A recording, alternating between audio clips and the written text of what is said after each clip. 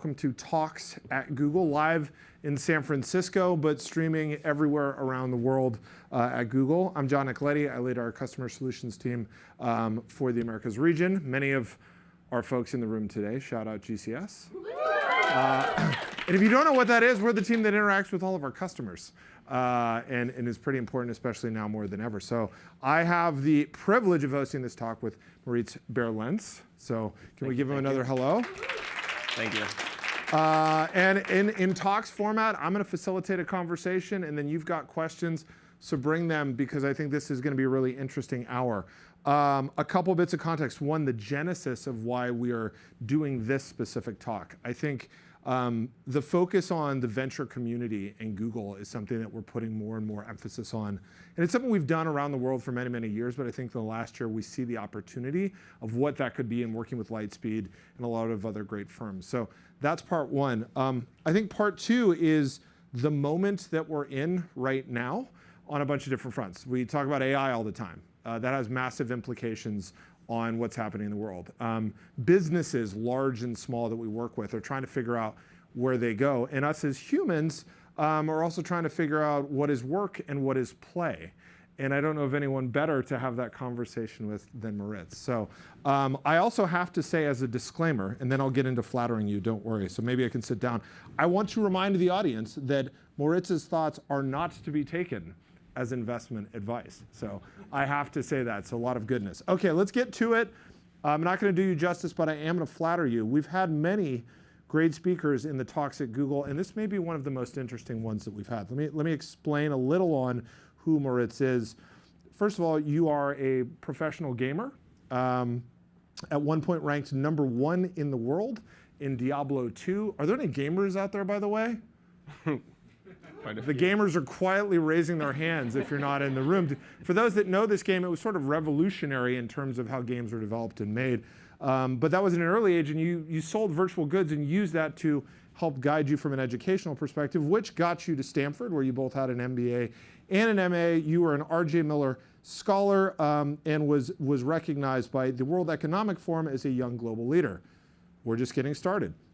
From there, you were on Forbes 30 Under 30. In finance, you were in Capital's 40 Under 40, talking about your impact in that field. Total left turn. You also you're an ultramarathoner. You completed the World Marathon Challenge, which, if you're not familiar, is running 7 marathons in 7 days on 7 continents. We could just spend the hour on that if you want. But use that and that to actually fundraise for things like depression research. Now, I asked Gemini, and they said, in summary, Moritz Baier-Lentz's journey from a top-ranked gamer to a leading venture capitalist in the gaming industry, combined with his athletic achievements and philanthropic efforts, make him a truly interesting figure. Whew. Okay, so now we know who we have in the room. All right, did I leave anything out? That is absolutely all you need to know. Okay, let's get to it. Okay, some fun, and then we'll get into the topics. The whole Diablo thing. Can we just start there? What got you hooked? What does it mean to be the best player in the world? Literally conquering with global domination. Tell me about how you got into gaming and what this all looked like. Yeah, I got into gaming because it was fun. I think that's how most people get into gaming. I grew up pretty laissez-faire in a small town near Hanover, which is a city in Germany that everyone makes fun of. And I wasn't even from that city. I was from a town near that city that didn't even have a zip code until like 1995 or so. So physical reality was not too exciting. My parents had both dropped out of school. My brother had dropped out of school. And so my bar was relatively low. It was just stay in school.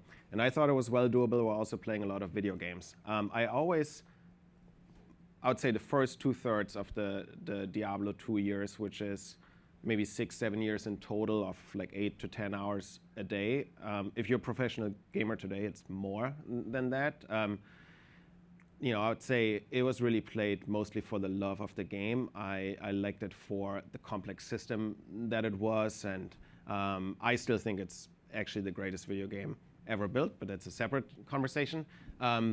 And I think at some point to realize that it is this beautiful opportunity space that you can, first of all, completely immerse yourself and truly understand all the bits and pieces of it. I mean, we were teenagers at the time. We were almost like running scientific research and trying to figure out the algorithms that weren't always exposed in the UX. Because these days, when you play the Diablo franchise, it's all neatly presented to you. It was very different at the time. So we're kind of like solving into how the game even works. And then to chase global optima, not local optima, to try and break the whole thing apart and put it back together in ways that no one else was thinking about. That's probably what it took to be at least twice, in 2003 and 2004, ranked #1. There was a built-in leaderboard in the game. And then also another interesting thing that happened at the time, eBay was in its first year in Germany, and it was a wild west of digital item trading. And this became a topic when Web3 came around. This was, when I was doing this, it was Web 1. It wasn't even Web 2. It was pre-Facebook, pre-YouTube, pre-Twitch, or any of that. And on a good day, you could make some good money with arbitrage, selling your skill, selling your time in the game to someone who didn't have that capacity or didn't want to spend the time to obtain certain goods, and ended up financing both college and grad school with a good amount of that money. Yeah. Oh my goodness. I'm curious what is wrong with Hanover that got you all into this to begin with, but we can move on. What do you play now? I play Rocket League. Anybody? Still competitively, but We got two. yeah. We have two in the crowd. It's a great game. It's very different from Diablo II. You know, even I think between 18 years old and 20 years old, I noticed for myself that it was a lot harder to compete. It's just so brutally, from a cognitive perspective, to deliver that peak performance. And nowadays, I'm just frustrated how slow things move into muscle memory, because I remember how it used to be. I still have high expectations for myself, but I get my butt kicked by 13-year-olds. And sometimes I solo queue, and we use voice chat, and I don't know the people I'm teaming up with. And it ends with me saying, oh, you know, my wife is telling me that dinner is ready. And then the other person says, like, yeah, my mom's calling me too. So my wife's asking, sorry, what are you doing again? I love it. All right, different end of the competitive spectrum, because there were gasps in the crowd. 7 marathons, 7 days. I don't even know how you do that, on 7 continents. Can you explain how that happens? How do you get ready for that? And like, actually, what is that experience like? Yeah, how that happens has 2 components. One, how it happens is like, why the heck would anyone do that to themselves? It's one question, right? And the other, I think, which is the one that you're asking, is how does it logistically work? So we did this with a group of about 50 people. We had someone who had done it before who was helping us with the logistics. You need 2 different planes. One is a retired Soviet warplane, an Illusion 76, that can haul you in and out of Antarctica, which is the first marathon. You need to start in Antarctica because it's the only continent where winds and weather can cause a significant delay. And you have only 168 hours to complete everything, so there's no buffer for delays. I think the mere flight time across the world is 80 hours, so it already takes a lot of the week. And that's where you rest and recover on the plane. When you're on the ground, you're running. There's not much time you spend on the ground not running. So you need that plane. Once you make the first step in Antarctica, the clock starts. And it's 168 hours from there, which is 7 times 24. You finish Antarctica, immediately back into the plane to South Africa, and then we did Cape Town, Perth, Dubai, Madrid, Fortaleza in Brazil, and finished in Miami. And yeah, it's a full distance marathon on every continent. They're all professionally administered marathons, technically Boston qualifier marathons. And I'll say, after running a marathon, I feel pretty sore too. And you know, at the airports, you see people kind of like limping around a little bit. I'll just say it's quite remarkable once you start running again for like a mile or 2, how quickly that pain goes away again. So I would only encourage everyone to do the same thing. Anyone run a marathon in the room? We have a couple. Anyone run more than one ultra marathon? Well, we could go. Can I twofold? What was the hardest part? And what was the motivation to do this? Yeah, physically the hardest was Antarctica, even though it was the first and we started fresh. it's funny to say this, but we were surprised by how cold it was there. And we were planning this for 3 years, but we did actually catch a pretty bad day. So it was supposed to be around freezing point, and it ended up being minus 13 Fahrenheit. And we were wearing 5 top layers and 3 bottom layers, and basically everyone was just wearing the stuff they had been planning on wearing anyway, plus all the recovery gear on top. It was extremely cold, and it took me, I think, around 6 hours. We had to change the course twice. We had to put up a tent with heaters to keep water liquid, to even have stuff to drink. So it was a bit of a mess. And then from there to Cape Town was, I think, around 100 Fahrenheit. So it's like oh my God. Interesting contrast program within 24 hours. Why does someone do this? I think, first of all, I think there's an endless debate we could have about nature and nurture. But I do think that in my formative years, spending all this time competitively playing, and I think a lot about play and the role of play, not necessarily just in the traditional sense, but when I applied to Stanford, I had to get a little bit creative in my application, because obviously you want to put your best foot forward, and you want to show that you'll contribute something to the class that maybe no one else is bringing. I was actually unpacking the video gaming days from a professional perspective for the first time after about 10 years, because I had put it aside. My early career was in tech with IBM, and I did not think of gaming as anything that would be conducive to the real world or the professional world, or something to be kind of proud of. And it kind of dawned on me that there were some lessons there that were very applicable later on in academia, in professional life, and even in sports, which some of them are, if there's something very healthy around playfulness and broad experimentation and arguing from first principles and looking at everything in a way where you don't focus too much on what everyone else is doing, because that way you never get to the top or to number one. You have to actually come up with something that works better and moves the efficiency frontier forward, or in gaming we like to say that breaks the meta. The meta is basically the perceived best way to play a game, but it's always temporary. Even though the game doesn't change, the meta always changes, because people figure out new things, and sometimes they look quite different from what was the previous meta. And so but that should be applicable to many things in life, right? Like what's the meta to get into Stanford, or what is the meta of what one should reasonably do with their life? You only have one. It's a wild and precious experience, I think, and I think one thing that drives me in many ways is, I just want to be on my on my last breath should be, this was fucking awesome. And so I on an annual basis, I actually sit down and I think about professional life, and I think many people plan that and think about it, but also just personal life. What are experiences I want to have with my family, with my wife, for my children?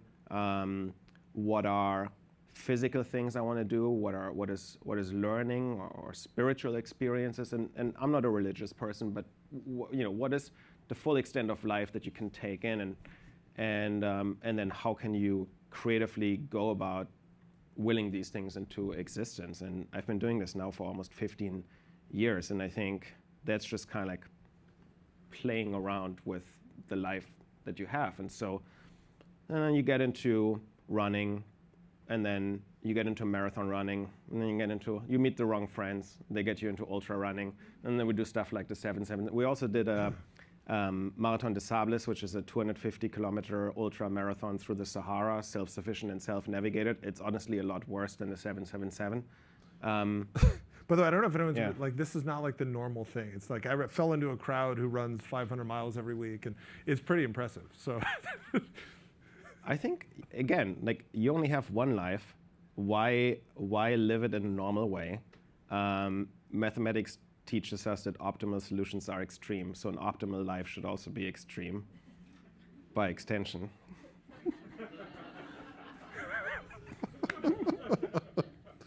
Yes, yeah. Get the questions ready, y'all. I think within that, the whole play game theory and how you've lived your life is interesting, and finding the meta, and then we can get into there. You told a story, I don't know if you can tell it again, about how you figured out the meta of getting good grades at Stanford. Is that a story you're willing to? Oh, yeah, I mean, it's business school, so it's not that hard to begin with, frankly. I think getting in is a lot harder than staying in, but I don't think that's a secret. But kind of like applying the same first principles thinking and trying to break systems, not in a criminal way, but in a, trying to get the best out of it way. I realized over the internship break that there's a glitch in the curriculum. If you're doing a joint degree, which I did my master's with the School of Education at the same time, there's some language in the academic contract around graded GSB units versus graded graduate units. And I saw this over the summer break, and I went back to the academic office after the break, and I said, well, if I'm interpreting this correctly, under these certain conditions, I could do this and this and that. It would technically allow me to not take a single graded class in my entire second year at the business school and freeze my GPA, which was great in the first year, which I knew would allow me to get the merit recognition without taking any risk for my entire second year. And they said, yes, you're right, but please don't do that. And I said, I will, and you should change that for next year. And I did, and it worked. So it's both how to play the game better than everyone else, and then how you push the boundaries with the efficiency that you found. Yeah. Let's talk. Right. Kind of me to at least inform them about it. Yeah. Did they close? They closed the loop. I'm assuming. Unfortunately. Yeah. Well, not for someone else. All right. Let's talk business for a minute. All right. So Lightspeed, just for the crew, tell us about the firm and more specifically what you do there. Yeah, so Lightspeed is a firm with about 30 billion in assets under management. It's a venture capital firm, which means that we're investing in early stages, sometimes also in later stages, growth stages, into ambitious technology companies across a variety of sectors. Lightspeed's heritage is in enterprise, which is obviously also interesting for Google in our partnership with Google. And then over the years, we've added consumer, healthcare, fintech, and also blockchain investments.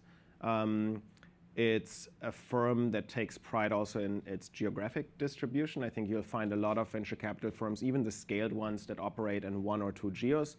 In addition to the US, we have people on the ground in different locations in Europe, in Israel, India, Southeast Asia. And so, it's one of the big venture capital firms. I think we also, noteworthy, made a big commitment around 3 years ago. This builds on a strong heritage in AI and ML investing before that recent boom, just to be clear. But over the last 3 years, we've really leaned into investments in foundation models and what we consider AI native applications, again, across enterprise, consumer, and other sectors. So we raise money from scaled pockets of capital, such as endowments, sovereign wealth funds, corporates also. And then we invested capital on their behalf with the hope to give a multiple of that money back to them. And, we keep a small piece for ourselves too. And it's a model that for many venture capital firms and their LPs has been working quite nicely over the last, I would say, 30 decades. And I think it's a great time right now to be an investor. And it's also a great time to be a founder, because we're in this paradigm shift that's probably akin to the introduction of the internet, the mobile phone. There's going to be a lot of value that's getting reshuffled. I mean, I don't need to tell you that, right? Google needs to disrupt itself also to stay where it is. And I think it's going to be an interesting dynamic to see that play out. And I think, from where I sit, Google's doing a pretty phenomenal job at it, but it's going to be an interesting, we're in for a ride, right? And there's going to be a new slate of trillion-dollar companies being birthed over the next 5 years, I think. Yeah, we definitely live in interesting times. How do you look at portfolio companies and assess they are successful, they will be successful, and how might that have changed versus 10 years ago? Yeah, I think, ironically, at least in the early stages, it hasn't changed, and it might not change, I don't want to say ever, but probably not anytime soon. The most important thing, and you'll probably hear that from many investors in the early stages, is really the caliber of the founding team.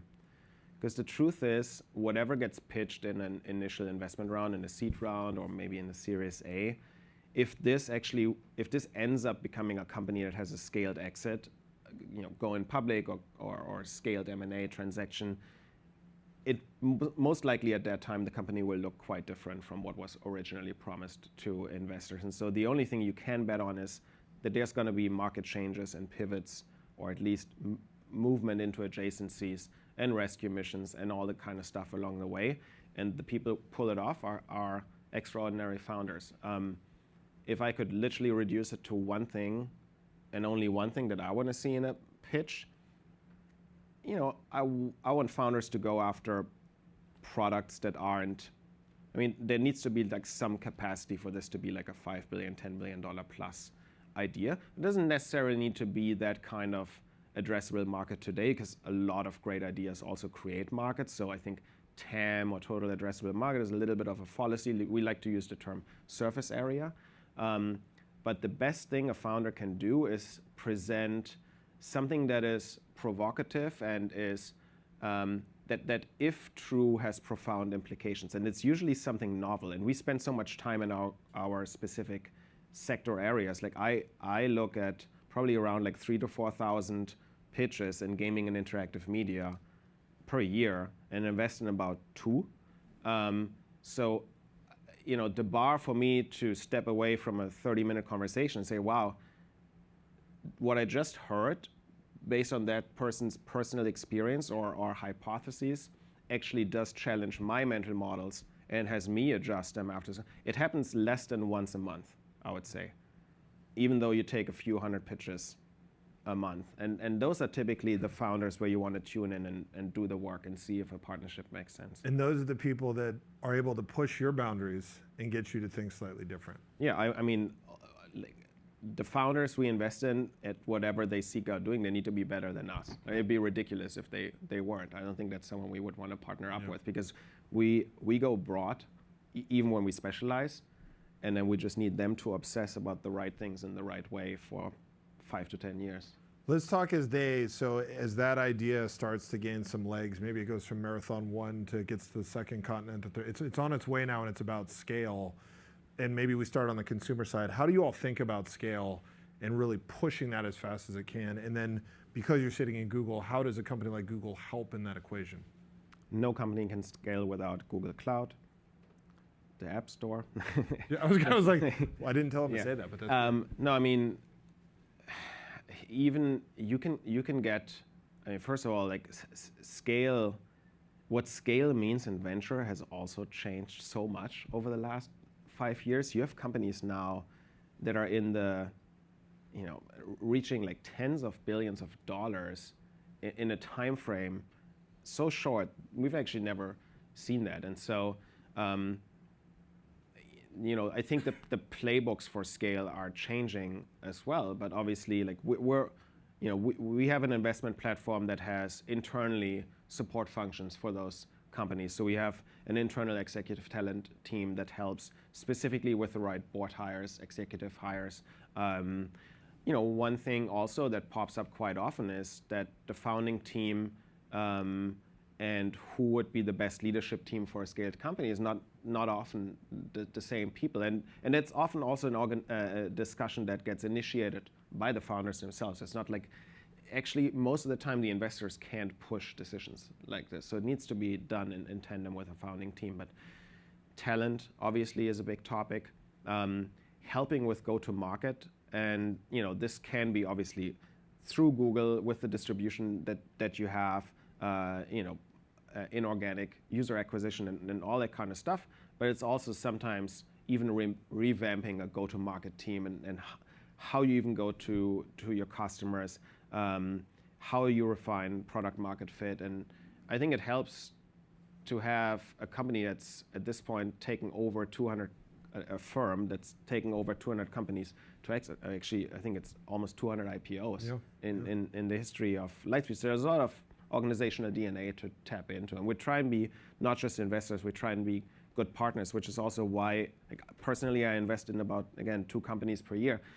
It means, I want to be the person on the cap table of that company. I want them to almost look at myself as a co-founder.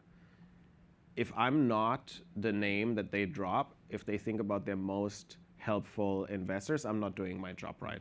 Because the way you win competitive deals is you send your founders to speak on your behalf. Because I can talk all day long about how amazing I am or whatever. I mean, to have other founders give you rave reviews to those founders you're trying to impress, and those are typically also people that they trust. I think that's how you win competitive deals. Yeah. We only have an hour to talk about how amazing you are, but let me bring. So to your point about go-to-market help, I think there's almost 100 of your portfolio companies that also work with Google with our teams directly. In looking at that partnership, your team, what's good with Google, and if you had a magic wand of, in any way, shape, or form, I wish Google did more of this. What does that look like? I would probably clone our representative, Michael Carney. Yeah. I mean, he already works for 3 people, but maybe we could turn that into 5. Yeah. No, but in all honesty, I think it's been a really helpful relationship for us. I mean, we send a lot of our best companies to you to kind of supercharge growth. I think between preferential treatment on compute, and then I think a lot of policy, especially in gaming and interactive media, like these people are really good at building amazing, engaging, retaining experiences. They're not often also the best people at distribution. And both is important to create something of scale, and this is, I think, where Google has been amazingly helpful for us, through the distribution you have and the ability to fine-tune inorganic user acquisition as well. So yeah, one of the reasons I'm here is because we think very highly of you guys. Okay, we appreciate it. But you also missed on what more would you like to see? Or you could say everything's running perfectly. We can end the talk now. Everything's running perfectly. Okay, we can great. end the talk now. Let's switch. If y'all have questions, let's go to AI, because everyone talks about it. It means a million things, and I agree with you on I joked this morning with our team, who remembers the internet, because some folks don't, but it was a game changer. I think smartphones, same thing. This one might be even bigger, but people may not feel it yet. Let's start simply in gaming. What's changing the world of gaming from an AI perspective? Yeah. So this is a great example, I think, for how there's sometimes a bit of a mismatch between what founders think might make a great company and what investors have in terms of their perspectives. But most of the AI companies I see in gaming, they're still thinking about incremental changes. They're thinking about making development a little cheaper, a little faster, things like helping generate 3D assets or helping automate testing. And those are good things. And once they work, and some of them already work quite well, studios will use that to build their games and drive down budgets and all that kind of stuff. But if there is something to be learned from previous paradigm shifts, like the internet, like the mobile phone, like the introduction of cloud, which also impacted consumer, or certainly enterprise, is that the companies that really knocked it out of the park and created like $10 billion plus outcomes, first of all, they were building natively for that new reality. They were not trying to port, let's say, a PC or console game onto a mobile screen. Like, there's no FIFA on the mobile screen for good reasons. It's a different form factor, the touch screen, and most importantly, it's a different modality. You don't sit down to play for 3 hours. You sit down to play for like 5 minutes, or while you're waiting in line for something, for a coffee, and you get lured in by a notification later that day for another 2 minutes. And that's the first thing. You have to build natively for a new reality, and AI does reshuffle the playing field. It is a new reality. And the second thing, and this is something I've been saying for 3 years, you can look into old gaming AI blogs of mine too, you need to build previously impossible experiences. I think that's really important. It's not good enough to change the process of building games from a previous commentary if what comes out in the end is something you could do today, but you just get there a little bit cheaper.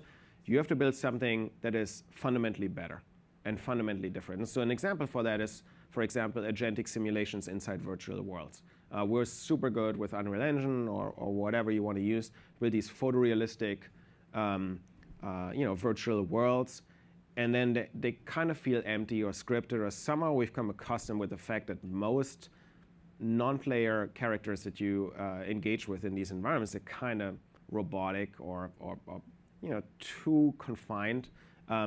Why can't we fill a virtual Manhattan with 2 million New Yorkers, their dreams and hopes and aspirations and background stories, things they do when you're not logged in? You log in, stuff's on fire. What happened? Some gang fight while you weren't even logged in. So now you have to deal with that too. And we can do that now. Like companies like InWorld, which Google is also working with, are working on these truly breathing, living worlds. And if you want to go a bit crazier than this, topics like world models or vibe coding change who and how games are built, possibly completely without game engines or the necessity to understand coding. Those experiences aren't quite there yet, but it's also very easy to forget how image generation looked 3 years ago when the dogs had 5 ears and 7 eyes, and make fun of that. And now it's almost indistinguishable from real photos. So our job is to squint. We're not trying to predict the future, but we're trying to see the present clearly. Yeah, I mean, that's why you're the best. To put that in the layman's terms, you've already built the movie Free Guy into a game, and the next will be the game builds itself. Amazing. Related, and then we'll get to questions folks have. From a venture perspective, so that's gaming as you look at gaming companies. As you think about being a venture capital firm, how is AI changing all of that? Yeah, so it'd be easy for us to run around and say we want founders that embrace this world and think about it in an AI native way and build previously impossible experiences, and then sit in our nice kind of like wooden offices and write the same memos we've been writing for 30 years. So we have no illusion that we need to disrupt ourselves too. And we have a 6-person team that is mostly concerned with building proprietary AI tools for us internally. Those things include anything from assessing data, historical data, fairly and objectively. Like our constant job is how can we put the next dollar in the best possible way to work. And it's not often the question is like, is this a good investment? The question is this the best investment? Or is this a better use of the dollar than anything else we see right now? And there's a lot of people around the table with lots of specific knowledge in lots of specific domains. And we're trying to basically build the systems that bring that all together in a transparent, fair, and sober way. And it's not easy. But yeah, we think, look, a lot of knowledge work is going to get replaced over the course of the next few years. Probably not entirely for entire professions, but big chunks of professions. And so a big chunk of our work that we do today is getting replaced too. And honestly, some of our work is still very monotonous. Writing board updates and all that kind of stuff. It's important, but it's more robotic than trying to be out there and meet the most extraordinary founders. And so the more time we can shift to that, the better. Yeah, I think that there's a corollary to that disruption in just about any use case, if it's engaging customers, if it's all these areas. Questions from the audience? Are there brave? Yeah, just I guess queue up at the mics because we are streamed, and we'll go from there. Hey, thanks for the talk. Really interesting. Big gamer here. I think a lot of gamers have kind of rolled their eyes in the past at some of the procedural things that have happened. I think of the recent release of Starfield, which is released by Bethesda Softworks, owned by Microsoft. A lot of folks were kind of disappointed with some of the procedural elements of that game. It would kind of generate planets for you randomly, but they're often empty and kind of devoid of any life. As you kind of think about the future of gaming and you're trying to evaluate companies and these ideas around procedural, what do you think needs to happen, or what needs to happen beyond maybe just the tech getting more advanced that makes these procedural experiences equal to something handcrafted like a Baldur's Gate 3? Yeah. So I think it's a very astute observation. First of all, there's a natural tension, I think, in gaming between creating this like vast but very, uninteresting procedural world on the one hand, and then good designers really taking pride in thoughtfully curated experiences on the other. And I think it's going to take some iteration and time to figure out how this could come together. And also, what I just described, this New York, I think it would be interesting for a day, and how much time do you really want to spend in there and just randomly talk to folks? I mean, you can also go to New York and have that experience, right? Somehow we don't choose to talk to strangers on the road, maybe. So that will have to come together, but also easy to forget that, going to mobile or how early online games looked, we also didn't get it right in year 0, in year 1 or year 2. So products, business models also shift toward a new reality through iteration. So I think we'll just see a lot of creative experimentation, playfulness for that matter, before we find the things that we can then kind of exploit and grind out. Like what's the match 3 mobile game counterpart to AI, where people just can't get enough of it, and you're looking at it, really, do we need like number 37 of that right now? So we'll see is the answer. We'll see. To your point about going to New York, we are global, so we have questions coming in from everywhere. So it's not up, but I'll read it from New York. You kind of answered this, but what's your perspective on how Gen AI is changing the way that you evaluate ventures? Now, this may not just be gaming. Do you have examples of the new skills or capabilities? You hit it a little bit. Anything more you'd want to add on that?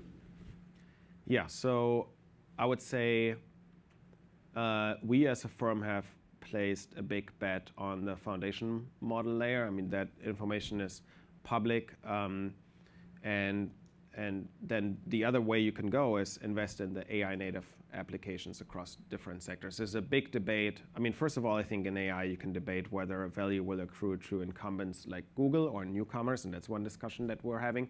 The next level is kind of foundation layer versus app stack.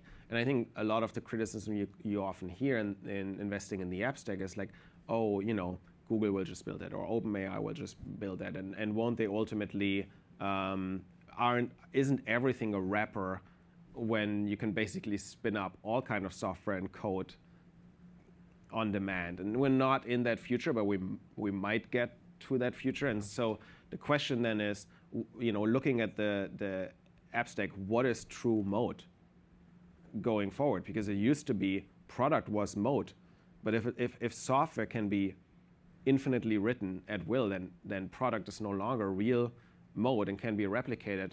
And so I think data, unique proprietary data, information that isn't codified. So if you think about our work, if there was like a venture capital app that helps you find the best founders and just do the stuff we do, but like as an app, why not do it yourself directly? Is there one of those out there? Yeah. Maybe. So I hope not. But it would be hard to train that, because the way we make our decisions, like that doesn't live, not only does it not live in the public domain, like our investment memos, our investment criteria mostly don't live in the public domain.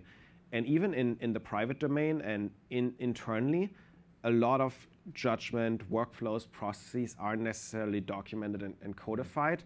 And the same is true in different domains in healthcare and law. And so I think that can be a moat for an application layer, for an application company or like an app layer company, to have that reside within your environment, because it's not part of the foundation models today.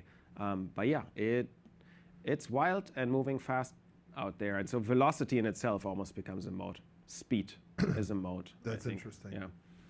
We'll go here. Thank you. Great insights, Moritz. I loved your comment about optimizing life at extremes. I find that discussion very frequently with my kids, and they're thinking in that direction, while millennials, we are more balanced.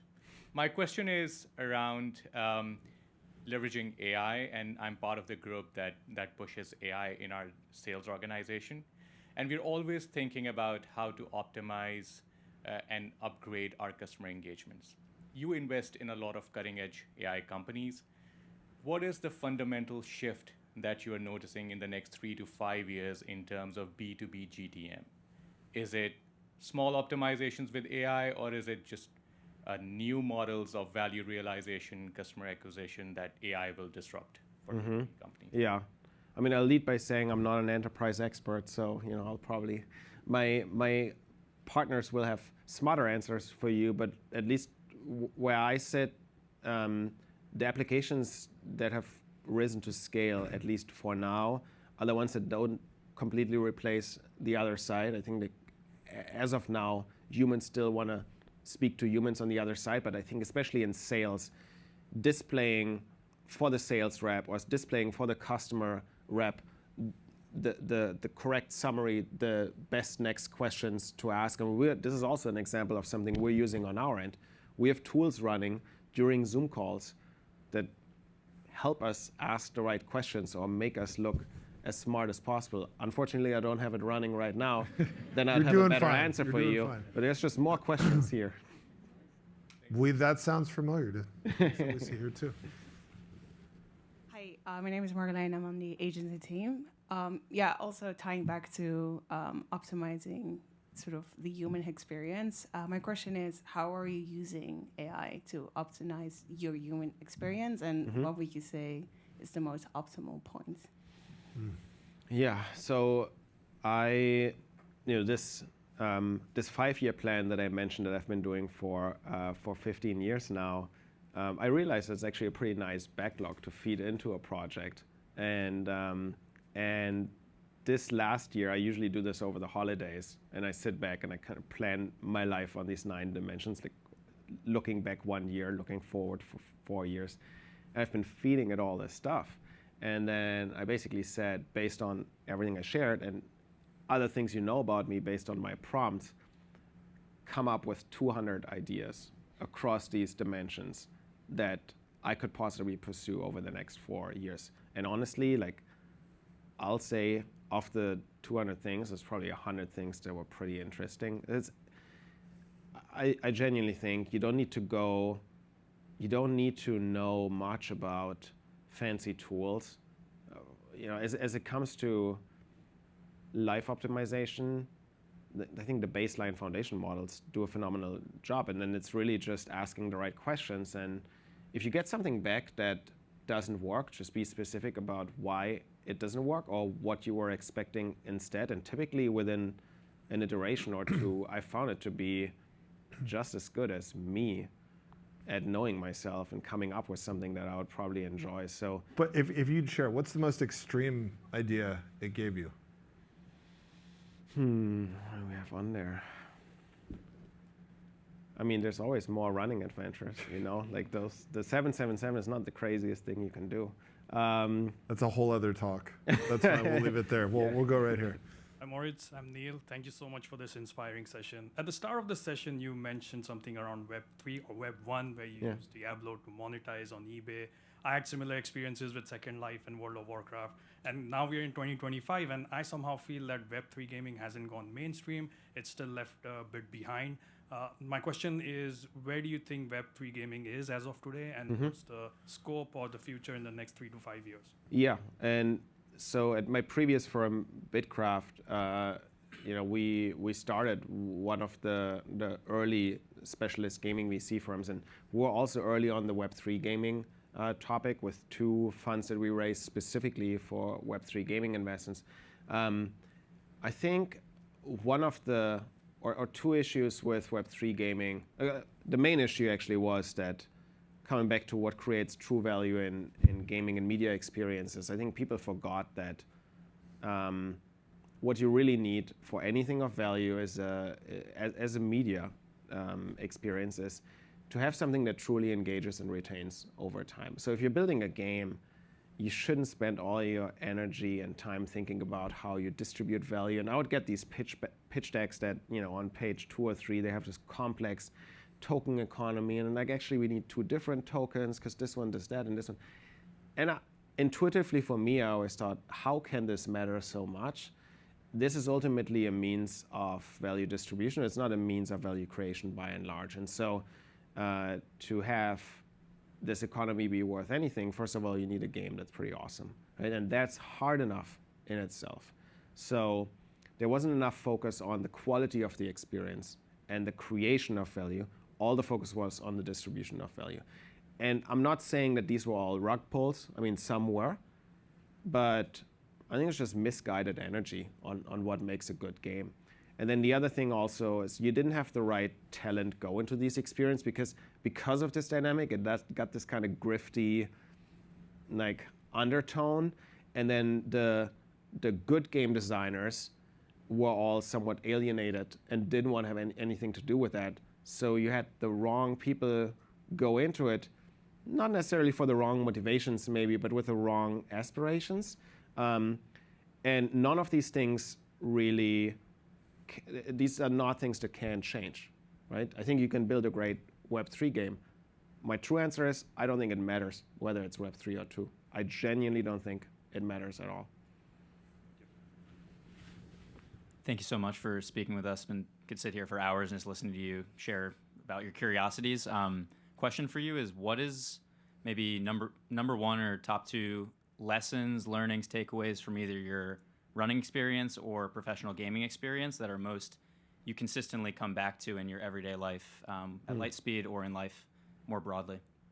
Yeah, I genuinely think the most important thing is not to look too much at what other people do and just come up with your own ideas. I really do love to sit down on an annual basis and come up with this generation of thoughts. And I think a lot has been said about the power of written goal setting, but I genuinely believe that.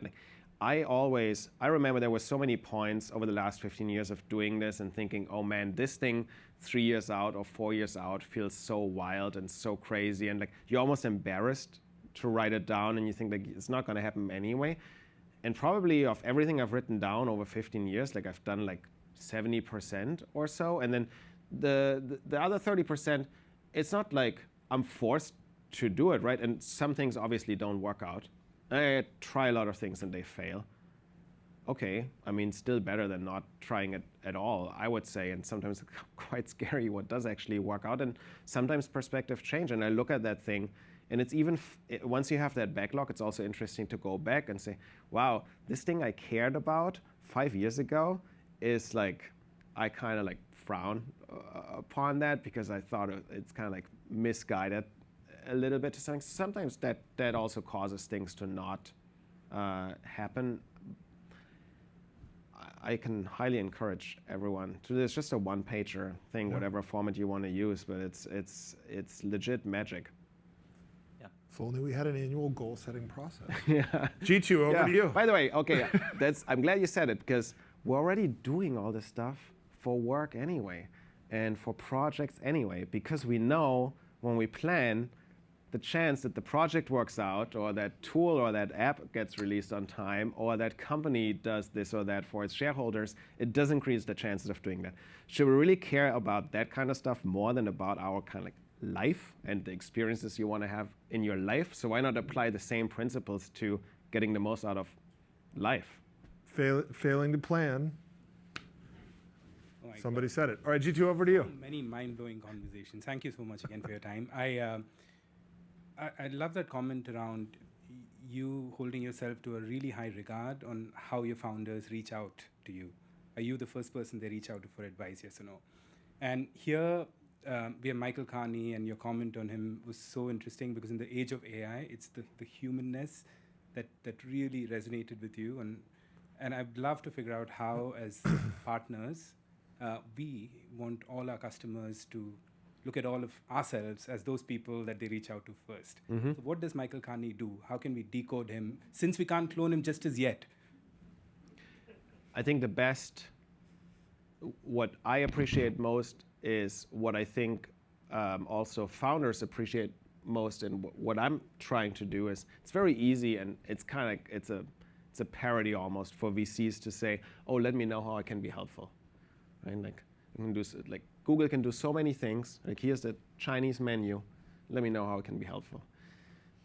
It's actually not very helpful, right? Like, the most helpful thing is to spend time yourself thinking about what you know about the other side and proactively come up with things that might actually be really good suggestions, because otherwise the burden is on the other side to come up, to study all this, condense it, and come up with the right things to even ask for. I mean, obviously you don't want to propose stuff on a daily basis, but to come on a bi-weekly, monthly basis with 3 ideas where 1 is terrible and 2 are great, I mean, that's phenomenal. And like, I try to do the same thing. Thank you. So we have a queue. We've actually somehow run out of time because this has been so much fun. If you have a minute after, maybe you can stick around for the folks in the room. Happy to. I will ask one last question, and I asked you this before as I was walking over here and thinking about it, which is, I've got some younger children. I've got a son who's 11. He codes. And we debate, like, will that be a thing when he's 21? Like, does he still need to do that? You have a daughter who's even much younger. So in the paradigm of work and play for her future self, are there professions you're like, you should go into that? And how should someone think about that when they're just coming to a world that is changing as much as this one is? Yeah. Similar to how we don't like to think in terms of total addressable markets, but instead of surface areas, I think here too, maybe less to think about it in terms of professions now, because very likely these professions will look very different by the time she's 20 years old. College might no longer be a thing by the time she gets to that, right? I mean, I told you, we're not starting a college fund. Yeah. Maybe around. So what are the right surface areas? And I think the world is getting increasingly technological, something that has also shaped venture capital over the years, because the tech industry used to be this cottage industry, and now it's absolutely mainstream. That's still relatively recent. That seems the way everything is going. That is also a sector that's growing exponentially, while everything else is linear. It's almost an unfair hack to expose yourself to tech. Coding is probably a good idea, and we'll see how much of that gets automated or replaced. Right now, it looks like good coding will still have value, but good coding will look quite different in 5 to 10 years than it looks today, and already looks different than it looked a year or two ago. And so, yeah, I would encourage her to pursue those things if I were guiding her. But just like my parents raised me pretty laissez-faire, I think I mostly just want her to be happy and express herself, and hopefully put her in a position where she can do whatever she enjoys. Let's leave it there. Can we get a huge round of applause for her? Thank you.